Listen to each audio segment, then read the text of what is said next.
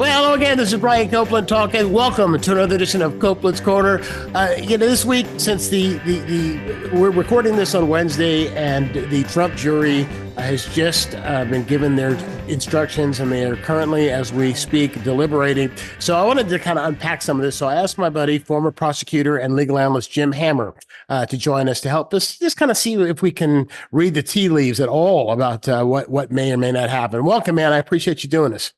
Hey, great seeing you, Brian. All right, so let's start with this, because just looking at some of the comments on Facebook, I have been following this, really closely following this, and I'm amazed by how many people are not. And there are people who are saying, what's the crime? What's the crime? What did he do that was a crime? So, there are 34 counts. So, can you just encapsulate it? If you had to explain to one of these people on Facebook what he did that's so wrong and why it's a crime and why it's felony, what would you say? Yeah, absolutely. And I think the prosecutor actually did a good job at the end of the day. Spent a little too long, 5 hours. I don't know who pays attention to 5 hours. But in a nutshell, it's this, that they argue that Trump pulled a big fraud on the public. The public had a right to know what was going on, and that to pay somebody off to cover up a sexual liaison, whatever did happen in that hotel room, and then to fraudulently put it in the books in violation of federal law, because it's a contribution, it's spending money and making it look like it's a legal expense, that a fraudulent bookkeeping to influence a federal election is a felony. That's the argument simply. So did he have sex with her? Was he afraid of it coming out? Was he afraid it would affect the election? If you believe that, if you're convinced of that, and that he hid what the payment was really about, saying it was legal expenses, well, that's a felony. That's a crime. You might not care about it, but that's the alleged crime. Now, is it the election? Is it at all relevant whether or not he had sex with Stormy Daniels? Because the judge was saying that it wasn't relevant, but that's the first thing that the defense threw out in opening arguments was that they didn't have sex. It's not about sex. And they mentioned it again in closing arguments. I don't think I never needed to hear in this lifetime that Trump didn't use a condom. If that's what you're asking. I don't need to know that, or what his boxers look like. That's a little too much information for me, Brian. But I think it is relevant. Listen, if it was just somebody he had never met whatsoever saying, I had sex with Donald Trump, would he really be worried about that? Would he be motivated to pay it off? Would it be a crisis in the campaign? So it's slightly relevant to show that, maybe this thing really did happen. We think it did. And therefore, he had motive to pay it off and hide the payment, because that's what this alleged crime is, to mask what it was really about. It wasn't legal expenses. Listen, I want to say one thing real quick, because I think some of the evidence is compelling. I think some of it's, trickier.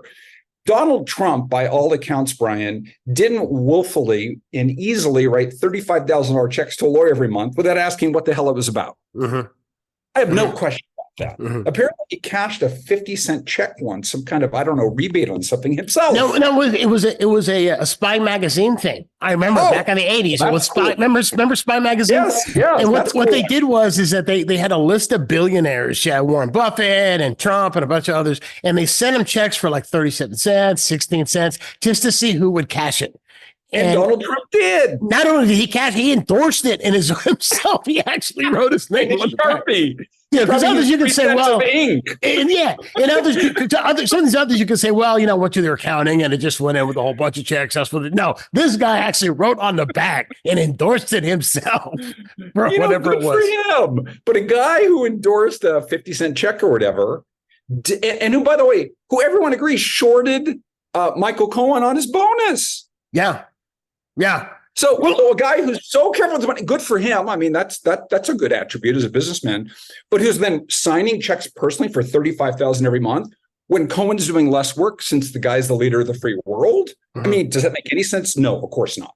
So it wasn't legal services. That's an easy one, I think. I think that's easy. The thing that I'm surprised that no one has brought up, or maybe you've heard someone bring it up, I haven't. Okay, the fact that and it was $130,000 that Michael Cohen paid Stormy Daniels with. It was the second he took it out of his house. And in order to be made whole, he was paid back $260,000 because he couldn't just take 130 grand back as income because he would have to pay taxes on it. So he was paid back 260. So what that means, since it was written as marked down on Trump books as being legal expenses, he wrote that off. He wrote that off as a tax deduction. I've talked to a bunch of my friends from law school and federal prosecutors, defense attorneys about this case, and we've argued about it a lot. I think the most compelling is not the election fraud. I think that's kind of, I don't know about that one, but it was a tax fraud. Mm-hmm. You don't get to write off paying off a porn star. I think a lot of people need to redo their taxes. That's the case. You know, I don't think that's a business expense. So I think the crime, and that would really piss the jury off, is the tax fraud. Jurors hate tax sheets, especially rich ones. And I didn't see any mention of that, Brian, until the last day when I heard prosecutors say, and I think there was a judge instruction, they have to find basically in furtherance of the crime. One crime is the federal election fraud, right? But one is tax fraud as well. Claiming something as a tax deduction when it's not. Here's my question. Why didn't they prosecute him for tax fraud? That's what I just don't understand. Because I think that would piss jurors off. They get that. So, you know, you fixed up your vacation home, but you wrote it off as a repair to Trump Tower. See, they would get that. And I don't know the answer to that. I just don't. All right, let me ask you this. In terms of the instructions that the judge gave to the jury before the jury went off to deliberate, one of the things that they said was that they are allowed to use the fact that Michael Cohen is a convicted felon, you know, because he pled guilty to his part in this scheme and he went to prison for it. Then they are allowed to use that in terms of assessing his credibility. Now, was that a gift to the defense? Well, to answer two questions. Number one is, was that a gift to the defense? And number two, did they make the case without Michael Cohen? You know, it appeared to me anyway, like they were trying to put everything out there so that even if you don't believe Michael Cohen, there's still an avalanche of other evidence. You know, that's a great question. I've done mock closing. My friends and I have done mock closing arguments. What side do you want to take? The prosecution, the defense? I think they both have interesting arguments to make. But for the defense, it's just that they want to say the whole case is built on this one guy. And the law says this. If you catch him lying once, you can, but don't have to disregard everything he said. You throw it in the garbage. You don't have to, but you could. You can say, hey, you lied to me once. It's all in the garbage. But as to accomplices, that is a co-conspirator with Trump, and the evidence is he went to prison for it, Brian. You know, we know he's a co-conspirator, is that you cannot convict based on a co-conspirator without corroboration. And so here's the nub. I think this is the whole case, really. I think there's a lot of corroboration. What's corroboration? Something else outside of his testimony, which tend to prove it's true.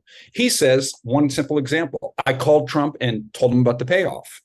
Guess what? There's a phone record. There's a photo of Trump with his bodyguard when Cohen said he calls him. Now, does that convince you beyond a reasonable doubt? I don't know, but that's a kind of corroboration. When he says, I called Trump 10 times on a certain day, and the phone records bear that out, that's some corroboration. When he says, hey, David Pecker from the National Enquirer, Trump and I all talked. And Pecker says, yes, we did talk. That's corroboration. And what the prosecution is saying is we've got tons of corroboration. This is not just hanging on the word of Cohen. But I will say this, if I were the defense, that there's only one direct piece of evidence directly tying Trump to approving the scheme. And when they all got together in Trump Tower and Trump said, okay, make it happen, essentially. Nobody else has testified to that. So here's the question then. If you say, well, you know, Trump, Cohen's lied a lot, so is Trump. Cohen's lied a lot. I don't want a basic conviction on him. I would say this, and I'd rather take the prosecution's argument. When you look at all the evidence together, which is what prosecutors wanted, defense says focus on this, focus on this, focus on this, but take a step back. Who benefited from this? Only one person. I mean, it's common sense. Always from all the evidence, he looked at everything, Brian, 50-cent rebate checks. Do you have any doubt that the one person who benefited from it knew about it from all the evidence and wanted it to happen? I don't have a doubt about that. It's even Hope Hicks, his former assistant. Through tears. I don't. Go ahead. I was going to say who reluctantly testified and who said, yeah, you're right. Michael Cohen would not have done this out of the goodness of his heart. He didn't do this just to be a mensch, a nice guy. That's not. So when you ask it that way, is there any reasonable scenario on planet Earth in 2024 or 2016, we're going, you know what? I'm just going to go take a home equity line and protect the billionaire boss because, that's what I'm going to do on Wednesday. Just because. And I'm gonna say a prayer tonight and make sure my left hand doesn't do what my right hand. No, my right hand did. I don't know. It's just not reasonable. It's not. All right. Looking at closing arguments, who do you think had the more? If you're sitting, well, not you sitting in the jury because you know what to look for, but as far as affecting a jury or influencing a jury, which side do you think was the most effective? You had the defense that was saying, basically cherry picking, and it appeared to be rambling and it was disjointed, but they got some points across. Then you had the prosecution that was very, very meticulous, but it was 5 hours long. It was mind-numbingly long. So, I would have checked out. When I heard in a couple of reports is that at one point, the attorney giving the prosecutor giving the closing argument said at 2 hours in, I'm about a third of the way done. And they went, everybody in the courtroom went, Yeah. Just 2 hours in, so at what point, so who was the most effective? It just seems to me like it was, I'd have been asleep. Well, I don't blame Trump for sleeping during that. I'll make a plug for you. You're a playwright and an actor, and I've seen all your work, I think except the most recent one, and you smartly cut it down to an hour and a half, 2 hours. That's the most people can take. If you went to 4 or 5, Brian, I love you. I might snooze once or twice. Nobody can do that, right? No, nobody can pay attention after 2 hours. So in any event, having said that, prosecution by far. They had a compelling story along the lines I just mentioned. Who's behind this whole thing? Who's set to benefit from it? They tied it. I think they went too long, but I'm not here to critique their technique. Here's what happens after 2 hours, though. The jury forgets everything you said. Mm-hmm. And I don't know if you've been watching the news. Just now, I know we're talking on Wednesday, the jury asked for readback of Pecker. Do you know that or not? No, I didn't know that. That's breaking news. So they sent 4 notes out already. So what are they doing? They're going back to the evidence. Okay. So good for the prosecutor, but they're not going, what did he say in hour 3? And what was his 11 points? They got the idea, but now they're doing their work. They're going through the evidence. Does that indicate that this is going to take a while then? The fact that they're asking for a readback, that they're, they're doing their work. And I don't know how much time I have left, but I'll say this. I made a few informal bets with trial lawyer friends of mine. I think I have faith in juries. I really do. Meaning, I think they really do try to do the right thing. Mm-hmm. I think the evidence is compelling if you look at the big picture. But there's a chance, Brian, that Donald Trump could end up being the white OJ. And what do I mean by that? That at the end of the day, they go, well, we know he did it. But the prosecution just didn't prove it. Well, that was his jury nullification in OJ. I mean, if you see interviews, and in fact, I watched that OJ Made in America recently, and they talked to some of those jurors who said that they knew that he did it, but they were voting for Rodney King. This was payback for Rodney King. 3 possibilities. They convict him of some or all counts. They be a hung jury. Only takes one, remember, to say, I don't know. Cohen's a liar, and I don't feel comfortable convicting a guy based on Cohen. But the third is because of Cohen, and he's a bad witness. I mean, that's why Trump picked him. He was shifty and lying and committing fraud left and right. That's why Trump picked him. But the jury could say, God, I don't like it. But because of Cohen, I took an oath and I'm going to go against the grain and acquit him. There's a chance. I think there's a chance of that. All right. If you're betting of the 3, what's going to happen? You give me odds? I'll give you odds. I bet even money Trump gets convicted of at least some counts. At least some counts. All right, I would not be shocked, for instance, if they convicted him of the checks, Brian, but not the accounting or something like that. Mm-hmm. Jurors like to split the baby sometimes, and show they were independent. Oh, well, actually, let me ask you this is the last question. If he's convicted, does he go to jail? I say no. Why? No criminal history, his age, and it's a white collar crime. Mm-hmm. Having said that, the thing that will really hurt him if he's convicted, judges look at remorse and acceptance of responsibility. And if he gets up and blasts the judge and blasts the jury and lies to that judge, boy, he's cruising for a bruising. I think the chance goes up, especially with this judge. All right, legal analyst Jim Hammer. A pleasure to have you on, man. Join us again for the next Trump trial. I'll bring you back for the next Trump trial. I'll see you. Take care, Brian. You too, my friend. Peace.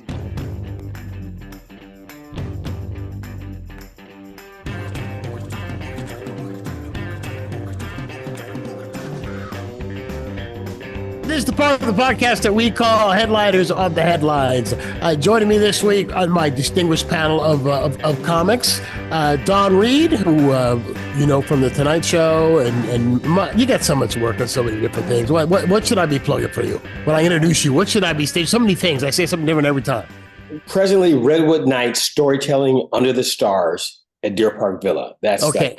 The shiny thing right now. We should say where that is because we are, international now. Yeah. Oh, wow. Fairfax, California, in Marin. Yeah. Okay, Marin County. Justin's been on there. And Justin, apparently my invitation got lost, but Justin Lockwood. How you doing, Justin? What are we mentioning for you? Well, I'm going to be on a show with Dawn a week from Saturday. Where is that show, Dawn? In Nevada. That's true funny stand-up and storytelling. Yeah, that's a really fun show. It's this kind of like long form stand up with some storytelling elements. It's a lot of fun. We did one couple, maybe 2-3 weeks ago in San Francisco at the Battery. Great show. Yeah, those storytelling shows are fun because they're like stand up without the jokes. Yeah, or better otherwise known as a one-man show. Can I ask you something? Brian? Why do you have to hurt? Why turn down? Why I not heard because I love. And last but certainly not least, a legend in San Francisco comedy, Mr. Tom Sawyer, one of the founders of Cobb's Comedy Club, the original Cobb's Comedy Club that nurtured so much incredible and world-renowned talent, and now part of a documentary called The Comedy Club that you can see it's on Amazon Prime, right? Yeah, Prime, Tubi, Plex, all of your favorite streaming sites. All of your favorite streaming sites. All right. So the way this works for those who are seeing this for the first time is we just talk. Sometimes it's funny. Sometimes it's heavy. Today is going to be a mostly heavy day because we've got the Trump jury is now deliberating. It is Wednesday. We dropped this on Thursday. So by the time you see this, there may be a verdict already. But the most recent news, I don't know if you guys have seen this. This just broke in the last hour. The jury has asked for readback on 4 different parts of the transcript so far that have to do with David Pecker, which is, can you imagine having that name running the National Enquirer and your last name is Pecker? Why wouldn't you change it? Why wouldn't you change it? Yeah. I mean, you think about people that just have to, just a really unfortunate last names, like Tim Allen. You know what Tim Allen's real name is? What? Nobody. Really? Timothy Dick. Wow. And so Timothy Dick. Yeah. And that would be like when is a David Dick? When he's a pecker. There you go. There you go, kids. By the way, we're very highbrow. If you've never seen us before, we're right in the toilet. Very, very highbrow. Just pretend it's Twitter. That's how he came up with tool time.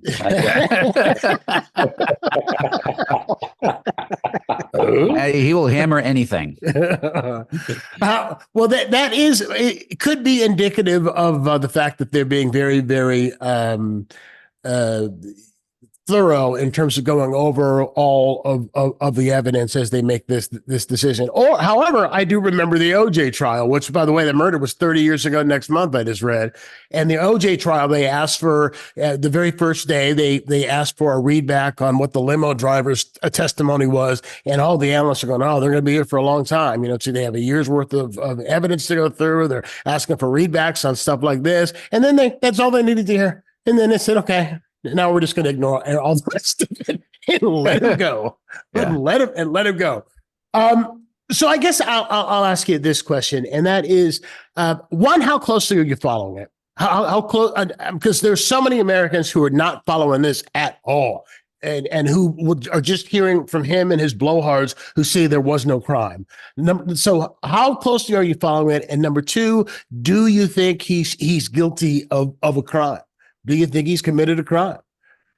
Well, somebody went to jail for a crime. That was Michael Cohen. So, and he was co-conspirator number 2 or 1 or with a bullet. And so individual 1. Yeah. So to me, it's, yeah, duh. I mean, that's why I wouldn't be on the jury. But at the same time, I just think that it couldn't be a guy who's more guilty, just about, just put him in front. You put him in front of 81 of the things he's done in the last 30 years, and guilty's probably where you're going to wind up, because he's just that dude. He's like, he's sitting there half asleep most of the time. I can't be bothered to keep my eyes awake. This is too much work. Justin, Yeah. Don, thoughts? I didn't. I was just sitting here kind of like thinking like, I mean, I always just go look back through history, and in my mind, I'm sitting here thinking like, well, it's not really a matter of whether or not he committed like a crime. It's a matter of, is the crime big enough to take down somebody of that size? Because the crime is always about the person. It's not about like, look, we send poor people to jail for years for stealing a candy bar. What does this guy got to do? The crime and the person are always in relationship with each other.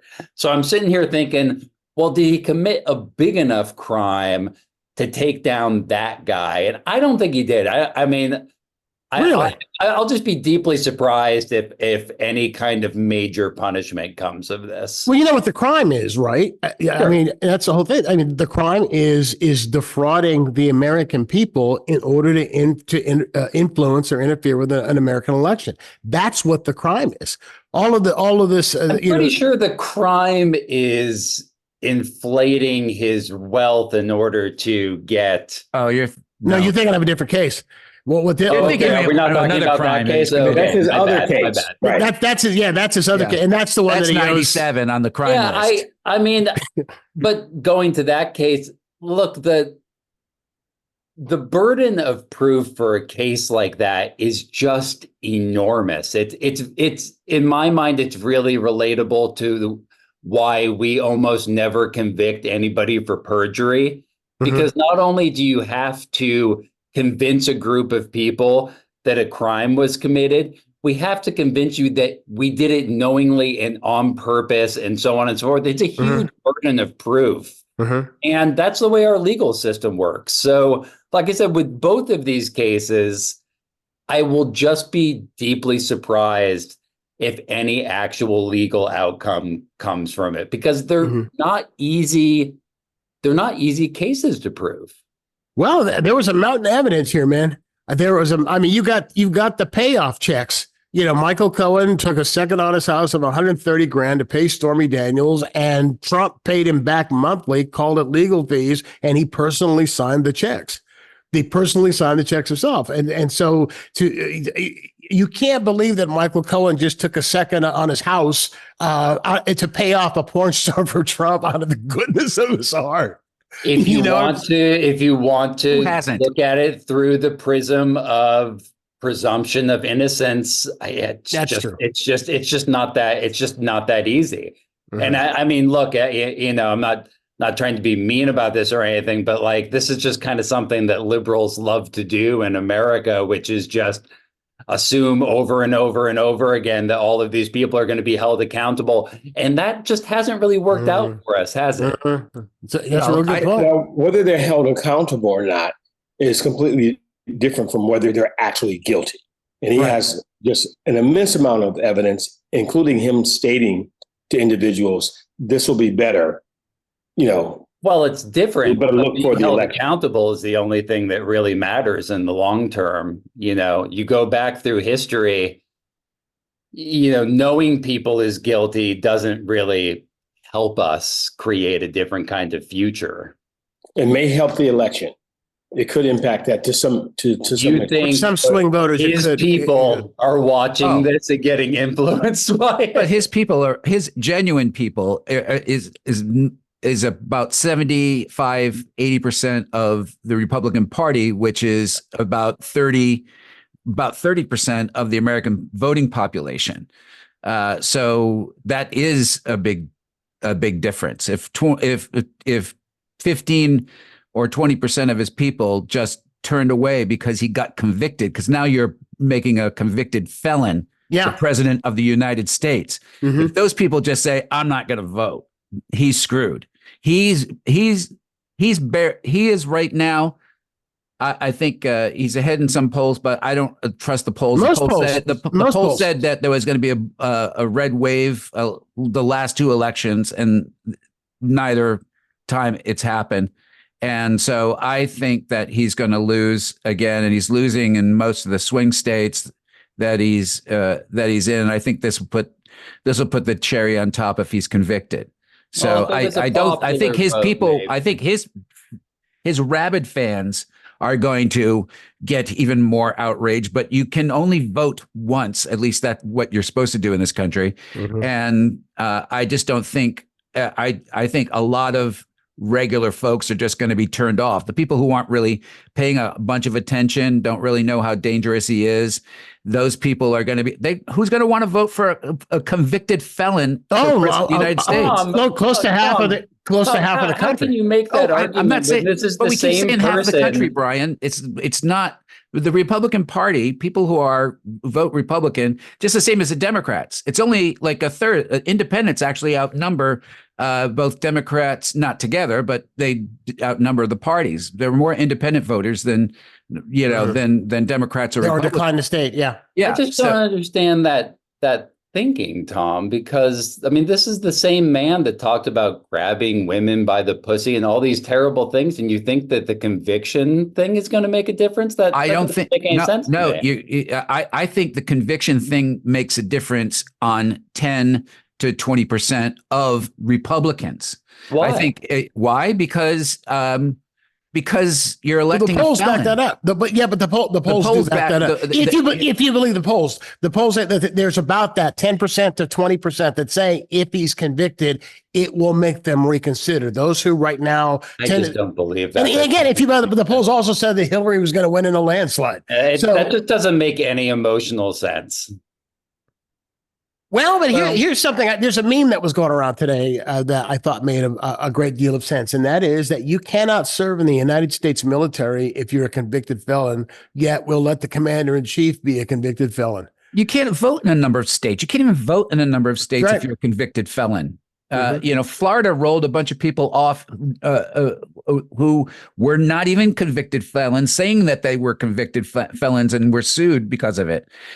So you're talking about the president of the United States not even being allowed to vote, most likely in Florida, for himself because he's a convicted felon. Wow.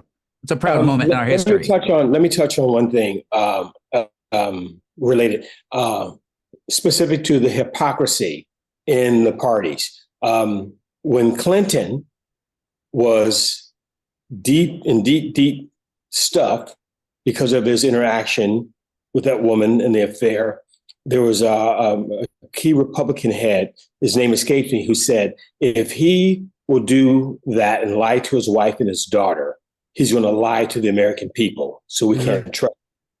And then when Trump was in this, actually a worse situation, involving finances and a porn star, he said, why can't this man have his private life? That's his private business.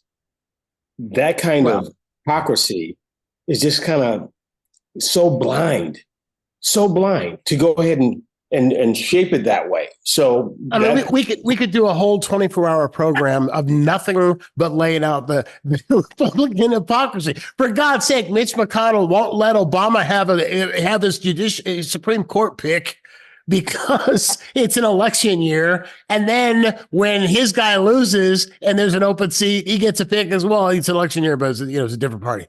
He's the president of a different party. So it was like 6 weeks before the election. The other one was the other one was 9 or 10 months before the election. Yeah. So it's just, there's so much of it. But speaking of Supreme Court picks, have you been following this Alito story? That's fascinating. So if you are not familiar with the story, Justice Alito has in front of his home, has a flagpole and flies the American flag. Both of his homes. In the days after January 6th, they flew the American flag in front of his house upside down. And that was a symbol of the Stop the Steal movement. So there were pictures that turned up, I think it was in the New York Times, and his response was, my wife did that. And apparently it was up for several days. My wife did that because she got into an argument with one of the neighbors, and the neighbor called her the C word. So her response is to fly the flag upside down. It just makes Brian. Is that what really? Is that what you do? Do I have to take a picture of the front of my house? What's it? So, I mean, not the neighbors also have all these signs up that say like "fuck Trump" and a lot of expletives. Oh, we gotta watch. We need to watch they're my kind of people, but he has that flag flying upside down. But then also at his house in New Jersey, he has, and I don't know what the name of this flag is. And his beach flag. It's a white background, and there's a green tree, and it's actually an old. It's reached to heaven or look to heaven or something. It's something with heaven. That's what it is. Anyway, it's a very old flag. And what it is it's a flag that was popularized by this Christian leader who has a coalition that's trying to bring Christianity and basic faith back as the guiding principle of America. And he's made it this very popular symbol in January 6th. January 6th people brought, I think, 4 of them into the Capitol. So it's become a symbol of that as well. So he has that flag flying in New Jersey at his house. And then he has the upside down flag at his house in it's his vacation home. And the New Jersey one is the vacation home. Yeah, I think the other one's in DC. I'm not entirely sure. Anyway, so it's like it's not a coincidence. And then like today, he refused to recuse himself. That was where I was going with this. Let me stop it for just a quick second, and that is that there is a cry primarily from Democrats saying that he needs to recuse himself from any of the cases that the Supreme Court is looking at that deal with Donald Trump, the deal with the 2020 election, or the deal with January 6th. Since he's flying basically MAGA colors in front of his house, and he refuses to do it. And there is it's so maddening that you really are giving an entire branch of government absolute power. There is nothing that can remove them from those seats unless they die or unless they voluntarily retire. Same as Clarence Thomas will not recuse himself, as active as his wife has been. I mean, you can go through all of the money he's taking from billionaires and everything else, but as active as his wife was in trying to overturn that election. I mean, you got email or text from her to Mark Meadows like on January 6th. But he refuses. And there's the only remedy is impeachment. And to impeach them and to remove them, you need 60 votes, and you're not going to get it. You need 60 votes in the Senate, and you're not going to get it. So, I mean, it's just, this is probably the most corrupt Supreme Court we've ever had. Absolutely. Yeah, there's no doubt about that, actually. And it's just frustrating that you're shaking your head. No? Yes? No? I guess, again, it depends on like how far. I mean, look, we have we've had a Supreme Court that's upheld separate but equal. We've had Supreme Courts come down with some pretty weird things, and but this is I think there's a headspace that I don't believe that America has ever been a fair or good or righteous place. I don't think the Supreme Court has ever been a non-political body. And I think in this moment in time, part of what we are experiencing, and I think in the long haul it will be good for us, is there's a part of me that is really thankful for people like Alito who just give up the ghost. Just stop the act. Stop the pretending thing where it's like, oh, no, I'm a Supreme Court justice and I have no political affiliation and I don't have an opinion on abortion and blah, blah, blah, blah, blah, blah, blah. And stop the bull. Stop the BS. If you're going, I appreciate people who just come out and say, of course, I'm a supporter of Trump. What the hell are you talking about? Instead of this mealy-mouthed BS that we get from both parties about, well, you know, there's a system and there's fairness and there's this, and there's none of that. Cut it out. Just cut it out. I think that's the thing that I think blew my mind the most with all the Trump stuff was how many things I thought were laws that are norms. You know, Me too. I went, oh, he's going to get impeached for this. He's going to get impeached for that. I know you're not supposed to do that. I've been hearing for the last 30 years of my life that you're not supposed to do that. And here we are, and that gets done, and nothing happens. And it's the same thing with the Supreme Court. I mean, last I heard, you go in front of the Senate, you swear under oath that you're going to tell the truth, and there's supposed to be some consequence if you don't. Well, the last three justices that got confirmed said that Roe was settled law. Settled law. I'm not going to touch it. Settled law, and all three of them flipped that. They committed perjury. You know, they were under oath. They said one thing, they did another. They committed perjury. Why are they still there? Well, you know, as mentioned, it's very rare that you see people prosecuted for perjury, and it is difficult to convict them because it has to do a lot with intent. You know, it's interesting. I was in a civil lawsuit a number of years ago. I was a plaintiff in a civil lawsuit a number of years ago, and the other side was just, you know, guy was on the stand was just lying. I mean, just every other word out of his mouth was a lie. And I said to my lawyer, he's committing perjury. And then he pulls me aside and goes, you know what? In every lawsuit, in every case, somebody's lying. If they prosecuted everyone who committed perjury, that's all they do. And I don't think they don't commit perjury, because when they're asked and they say it's settled law, that is the truth. That doesn't mean that if somebody is able to get a lawsuit in front of us, that we will not consider their lawsuit and consider changing the law. And that's not how the Supreme Court works. That's how our system works. And that is a good point. That we have allowed a very, very a very smart group of people. Again, I can't disagree with them more. But these people who have worked for the last 30 years to overturn Roe v. Wade were patient. They played the long game. And just worked and worked and worked and worked and worked. And they outworked us. And it's no, but the things that drives me crazy in our liberal politics right now is that we are not willing to look at ourselves and just say we're getting outworked. Hold on, but this move, they're being devastated at the polls with this move. Places that have legendarily been super conservative and say, no, don't take that away. Don't do that. So that's working against them. It's there. In fact, I was reading today that the Democrats are going to spend $100 million in battleground states solely on abortion ads. $100 million just on abortion ads because it drives out. But guys, if we're able to get a Democratic president and a majority in the Senate or the House, then you can say that it made a difference. But until then, that's just not the case. You got the just the recent past elections, people got crushed over trying to support pro-life. They got crushed. Fair.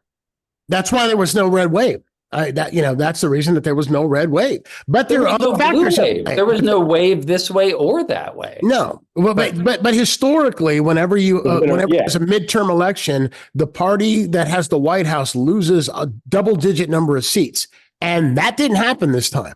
I mean, they ended up taking barely.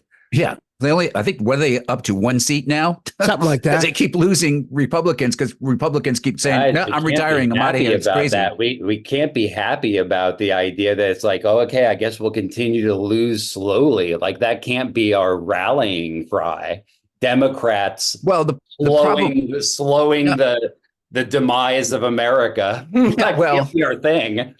The problem is that you got one party that is playing who has no real moral center. One's playing by the rules. The other one is laughing on the sidelines with a rule book on fire. No. See, I deeply disagree with that. Democrats are just being obtuse and silly, sitting around going, tisk, tisk, shame on you. We're not all playing by the same. Guys, win.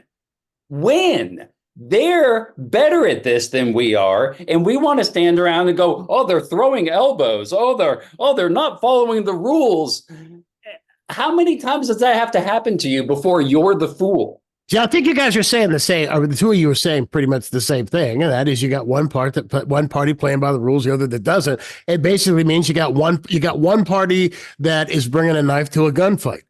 Yes. and if you keep showing up with a knife over and over and over again, you're the fool. Mm-hmm. You're the fool. But then you have anarchy because there are absolutely no rules. Everybody just threw out the rules. You just have tougher political parties. You just have tougher political parties. Then you can't trust anybody because everybody's lying. Tougher. They need to get tougher, smarter, meaner. Meaner, I'm for. Meaner, I'm for. I'm for meaner as well. I got excited about meaner. Yeah. Tougher, smarter, meaner. That's why it's, my wife and I, we were talking about like politics and like energy and just like energy. And you guys might disagree with this, but like, so I was not a big fan of Bill Clinton, not because of his politics, but because I just don't like that kind of guy. I didn't like him when he was running. I don't like that. Never liked him either. Boy energy. I don't like that kind of mouth. It's just not, it's not for me. But when I look at like Bill Clinton and I look at like Donald Trump, and I know that they're big pieces of degrees, but I look at them and it's like, no, that's the same kind of energy. That's the same kind of thing. Democrats love a guy who's just like it's like looking at chicks and playing the saxophone. And we love that stuff. We all love that stuff. We love Bernie Sanders. We want some guy to show up and say, shut up. My turn to talk. Shut up. Sit down. We all love that stuff. All of us. If Donald Trump was saying different stuff politically, we would be in love with him. His energy. Never been a time. He was he used to be a Democrat, and I hated him. I've never not hated him. When he was in political, when he was just on Larry King Live, I couldn't stand him. If he was getting free health care for everybody, you would be falling over in love with him, Tom. It's not his energy you dislike. It's his politics. If he's a bad person. I never liked Clinton. Up and said, I am going to burn this place to the ground until everybody has free health care, until there's medical leave for everyone, until he would never, ever if he was there doing that stuff. Who's that guy? Never do that. I'll vote for him. Who is he? Guys, use your imagination. Yeah. Imagine Donald Trump, but he's Bernie Sanders politics. Isn't this where the screen's supposed to do that wavy thing where we all imagine? That's why I use the word imagine, Don. You have to imagine it. It's not. He would never be that person. There's nothing to even imagine because he could never be that person. He's shown it. He has I know what he's saying. 93 indictments against him. Yeah. So he's not that guy. He can never be. Well, forget that it's Donald Trump. If it's another guy who has the same kind of gumption and who doesn't play by the rule book, but he's going to get us all the things that we want, that we think is great for our country. If that dude exists. Even if he's a criminal. Exactly. I mean, people forget. I don't know. I mean, it's not like liberals don't have a long history of like unlawful, whether underground, extreme politics. We just didn't popularize those are extremists. They're left-wing extremists and right-wing. It wasn't popular. But you have to admit, Al Capone did give the biggest candy bars at Halloween time. Here's the full-size ones. Kids love Al Capone. Just last thing on Alito that I forgot to mention, and that is, and this broke on the New York Times about an hour and a half ago, is just in terms of that flag situation. Again, the official story was that Alito's wife got into an argument with the neighbors over their signs, and that the neighbors called her the C word, and so she flew the flag upside down. Well, the New York Times has found out that actually the flag had been up for several days before this confrontation happened. So it's just a flat out lie. It's just a flat out lie. So, I mean, so how do you have any? See, when I was a little kid, the first thing that I learned about with Supreme Court was the Warren Court.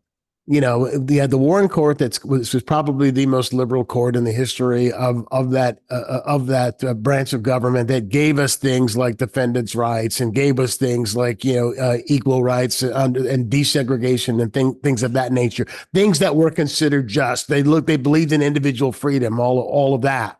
And so that's how I grew up looking at what a Supreme Court was supposed to do. They're supposed to be an umpire. They're supposed to be an impartial umpire calling balls and strikes, not walk in there saying, this is the team that I want to win. I'm going to ump the game, but I want this team to win. So it's a strike for the other team, but it's not a strike for the team that I like. But there's organizations that spent millions and millions and millions of dollars getting these dudes in there. They didn't get in there. It wasn't an accident. These people weren't chosen in a hat. Their names weren't pulled out of a hat. They were groomed for this position, and they were. Like the last three aren't really that qualified, especially what's her face, Barrett. Barrett, yeah. Or Kavanaugh, for God's sake. Yeah, not. I drank beer with Brett Kavanaugh, and not him, but him. When I was 16, I drank beer with Brett Kavanaugh. Yeah. I was at kegger parties with Brett Kavanaugh, and I don't belong in the Supreme Court either. I mean, do you really want an impartial Supreme Court? Yes. I don't.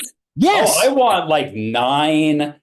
Cornell Wests. I want like 9 extreme liberals. I don't want you want an activist court, and I want somebody. I want an umpire who's gonna call balls and strikes. I want an umpire who's deeply, deeply liberal. I don't want some centrist. Well, that's not you do either. That's not really. But that's not the job of that branch of government. That's not what that branch of government was created for. That branch of government was created for the purpose of interpreting the laws that are written and passed by the legislative branch. That's what their job is. They're supposed to take those laws and look at them and interpret them. And so you do need to. I don't want somebody who is an activist judge one way or the other. Even in terms of things that I like, things I might agree with. I want somebody who's going to be impartial. And, yes, there are bad decisions. You're right. Separate but equal. What was that? Plessy versus Ferguson was a separate but equal law. There have been bad decisions, of course, throughout history, a number of them. And eventually they end up being corrected. You end up with for every Brown v. Board of Education, there are probably 3 or 4 other terrible decisions that eventually in the future will hopefully be turned around. But I still want at least then give me the appearance of impartiality. Why? I mean, they're not even trying to. I mean, for God's sake, Clarence Thomas, he's not even trying to even to pretend that he's impartial. I mean, when it's on the front page of the Washington Post that your wife was involved in trying to overturn a free and fair election, how in the hell do you sit on that court? I mean, actively involved. How the hell do you sit on that court and listen to arguments that are being made in relation to the very thing that your wife was involved in? How do you do that? Wasn't one of the Supreme Court justices during when Nixon was about to be impeached? Didn't he recuse himself? That was a Supreme Court justice that was put on the court by Nixon. Yes, and I can't remember who it was, but yes. Yeah, so it's been done. It's not, and that was a Republican too. But that was also in the time when the Republicans actually went to Nixon and said, "Hey, we're all going to vote to get you out of office, but you can leave." And he'd survive today. And of course, my feeling is he'd survive today. He would, because Fox today. News. Mm-hmm. Fox News. There was no Fox News back then. Oh, that's another thing that broke today is Barrett's husband, who's an attorney, just took a case defending Fox News and Fox Corporation against a $130 million libel suit. So, again, his wife's sitting on the Supreme Court and he is defending Fox News in court. I mean, how do you do that? I mean, it's just, they had the lowest approval rating that branch of government has ever had. And it's like, as an African-American. And Roberts, what is Roberts doing? I mean, he doesn't even pretend to be reining anybody in. He's not their boss. No, he's not. He's the titular chief justice, but he has no power over any of them. as an African American growing up in this country, I just the courts, and if you look at history in the last 50 years, the downtrodden people and downtrodden women, people of color, we were able to look at the courts, look at the appellate courts, look at the Supreme Court as institutions, as bodies that were going to give us fairness and give us justice, and we can't do that anymore. Can I ask a question? Because you brought up an interesting thing about Roberts not having the power. I get that. But my recollection of the last several Supreme Court justices that we've had that was the head of whatever, I forget. Chief Justice. They were vocal when people were out of line or acting not in the best interest. They were vocal about somebody in one of the other justices behaving badly. Really? Do you have an example of that? No, that's why I'm throwing it out there because it's kind of was my recollection that some of the justices at least had the illusion that you're a chief justice for something. You're the head guy for we are, like I said before, we are in an era and a moment of dwindling illusion of the American dream, dwindling illusion of our political parties, dwindling illusion of our security, dwindling illusion of our deal that we make as a society. And I agree with all that. We are in a dwindling moment, and there's a part of me that is actually very excited about it and thinks that this thing is incredibly healthy for us. Like shaking the cage. I believe that just like in every relationship, until we look each other in the eye and say, hey, when I said that, I didn't really mean it. I don't want to be in an illusion relationship with anybody close to me or my society. I don't want to be in an illusion relationship at the macro or the micro. And we are in an illusion relationship at the macro. I don't want the illusion. At least look at me and give me the respect of saying, of course I'm this, or of course I'm that, because I want to know who you're dealing with. The lie is the insulting part to me. I don't want the lie. Yeah. Let me ask. The lie is more insulting to me than your actual politics. If you look me in the eye and say, Justin, if it were up to me, I'd let you bleed out in the streets. I can at least look at you and say, okay, I know who you are. You know who I am. Mm-hmm. We're straight. I don't approve, but we're straight. But don't lie to me about who you are. Let me ask you this. Do you fear violence if Trump is convicted? Do you fear violence if Trump is not elected? Well, not in Benicia. You never know. I mean, I've met my neighbors. I'm feeling pretty good about it. Benicia is a very I don't know. Would you consider it? I mean, Dave and Cindy next door, they're spry 70-year-olds, but I think I got them. You can take them. Big art car community. I think I can take them. Mill Valley is going to be upended if anything happens to Trump. People will take to the streets, buy a smoothie, and chant. Hey, Nancy Pelosi's husband was attacked in San Francisco. Yeah. In his house in San Francisco. So violence can happen anywhere. The guy is 80 years old, in his house, in his bed, sleeping. And he was attacked and ended up with a brain injury. So violence by these extremist nuts can happen anywhere. I think it's just going to be. I think it's just going to be in a singular level like that. I don't think the thing about the January 6th event was that it was coordinated. It was around an event, and it was near the Capitol, and it was at a time when something was going on that they wanted to stop from happening. So. That's the problem with an election. It happens all over the country. What are you going to do? And if you do showing up, if you do things like if you do dangerous things, that are especially sorry, Kitty, As for Trump, they're going to be allowed to happen places where Trump's probably winning. But they're not showing up. The fact of the matter is he has trumpeted, suggesting showing up on his behalf. And people are like, we saw what happened January 6th. I'll just look at my TV and there's not a whole lot of people. I'm trying to imagine how it would happen, because even I understand this is radically different, but the only kind of major riot that has happened, I'm 46, that's happened during my lifetime is the Rodney King riots. Mm-hmm. I'm trying to think, it's Ferguson too.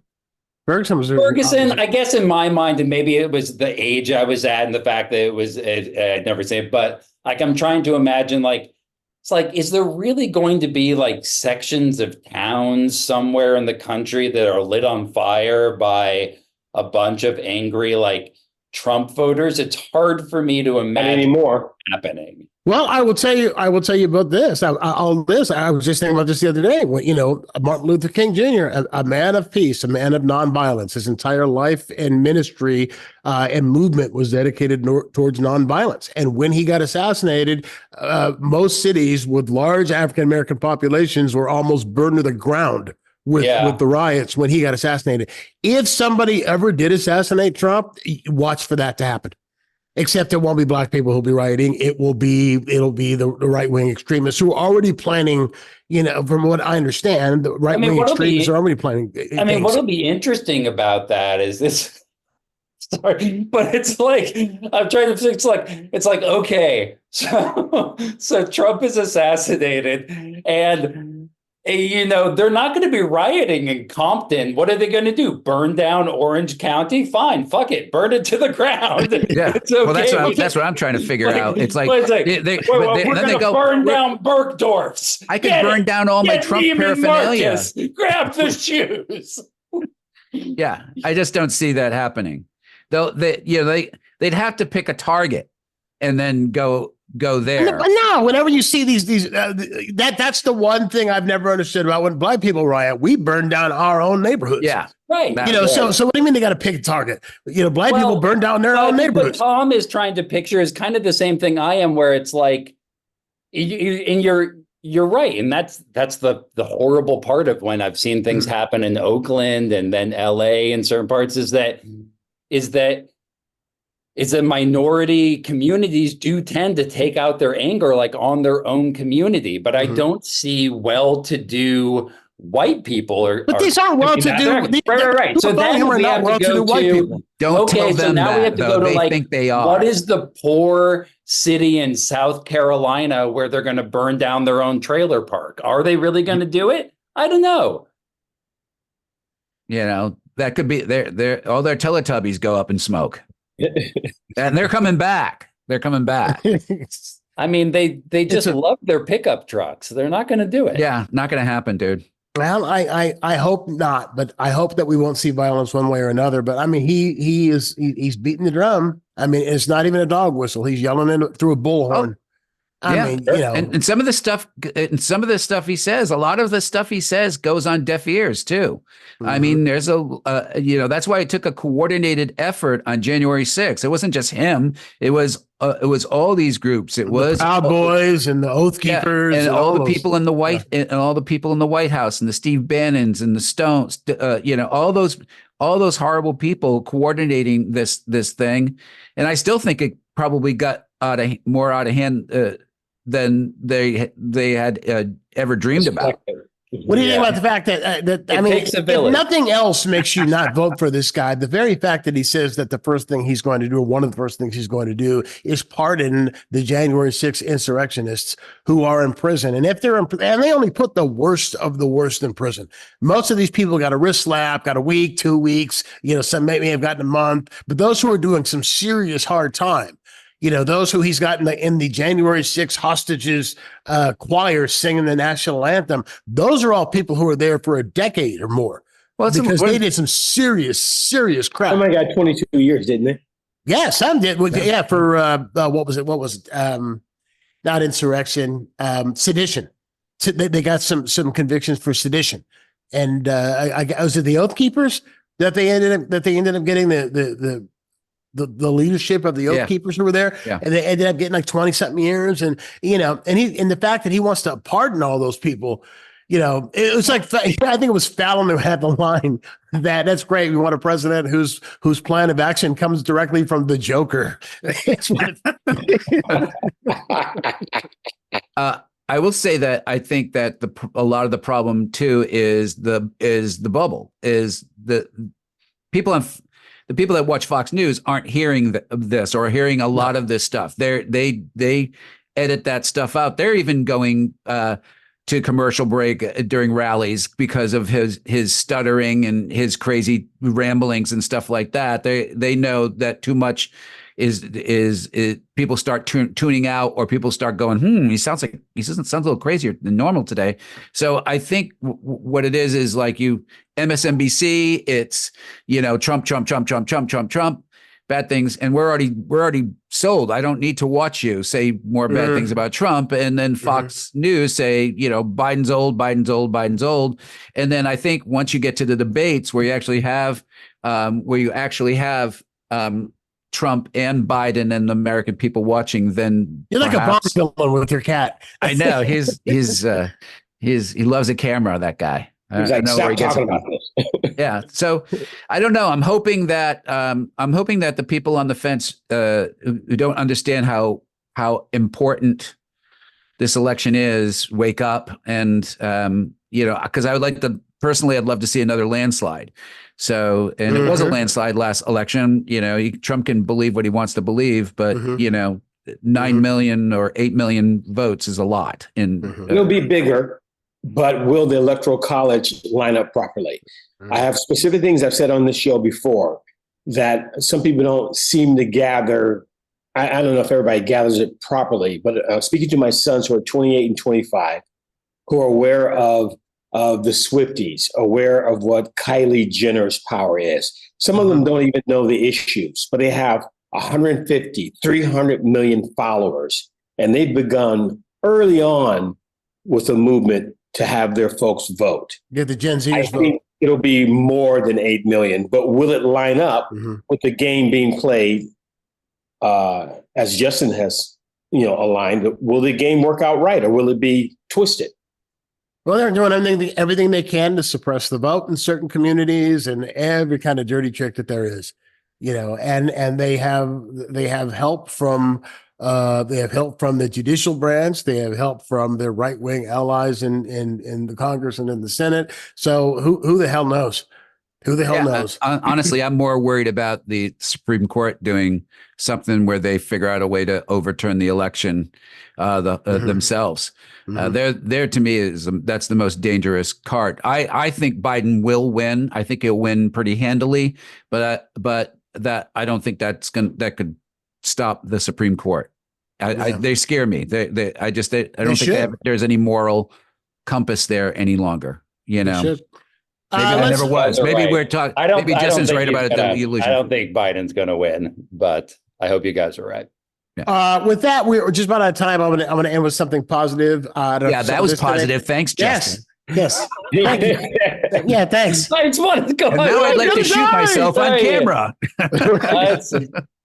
Baseball, Major League Baseball. You hear what Major League Baseball is doing today? For the first time ever, Major League Baseball has officially incorporated stats from the Negro Leagues. Oh, I did see this. Yeah. Yes. Oh, wow. So what that means is all the statistics, they're not Negro League statistics anymore. They are Major League Baseball statistics. And what that means is that Josh Gibson has taken a lot of Babe Ruth's records away. Wow. And that Barry Bonds has lost records. Willie Mays has lost records to some of these Negro League players. So it's going to be interesting to see how it all shakes out once these statistics are actually made public and printed. That guy really does like the camera, doesn't he? What a tough position for Barry Bonds. Should we include the Negro League? He's part of the steroid league. That's different time, man. Yeah. Oh man. All right. Well, with that, guys, thank you so much for being here. It's always a pleasure, and always lots to talk about. So come back to me again soon. Tom Sawyer, Justin Lockwood, Don Reed. Thanks, guys. Thanks, Brian. Thank you. Bye. All right, that'll do it for us. We'll check you out next week with another show. Till then, be kind to your neighbor. He knows where you live.